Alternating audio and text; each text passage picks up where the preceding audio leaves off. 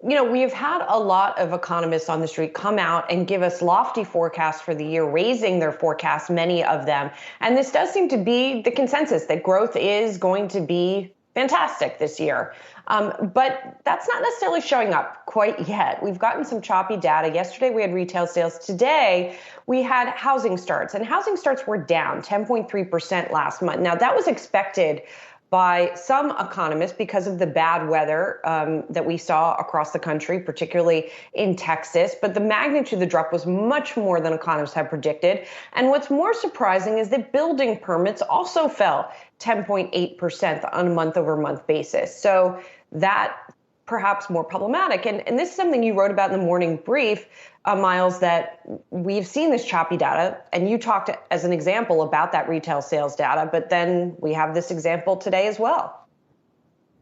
Yeah, I mean, look, Texas is the second largest state in the country, so I don't think it should come as a huge surprise that when there is, and as that one chart we had from J.P. Morgan in the morning brief today showed, the drop in economic activity in Texas during February was of the same magnitude that we saw during the early days of the pandemic. And so, albeit a brief stoppage in activity, but when you have a decline of that magnitude in a state with that kind of economic weighting in the broad, in kind of the broad calculations here, it should not come as a surprise when we see these kinds of one-off declines. And I think much more in line with the way that we would have thought about this decline, let's say ex-pandemic. Let's go back in time to 2014. The economy is recovering, albeit slowly. We would get these sort of one-off reports on a weather event, on some kind of natural disaster, and we wouldn't really bat an eye. And I think that while there are plenty of cross currents right now, stimulus rolling off, stimulus about to come on,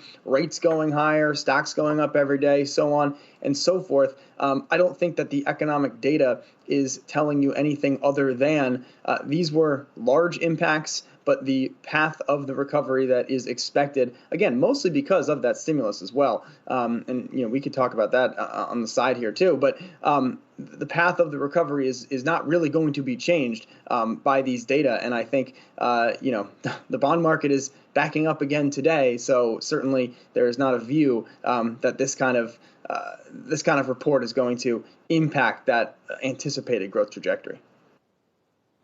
Yeah, guys, I think the market is still holding out hope that data improves sharply in March. You look at the retail sales report, you look at the housing starts number this morning. Those are, I think, effectively, at least this morning and even yesterday, we saw pre-stimulus data. So they're going to get shoveled away, filed away, and for the most part ignored. Some of the real-time data, at least that I track, is suggesting that March could be pretty strong. And, I'm looking at this note right now from Jefferies chief economist, Annetta Markowska.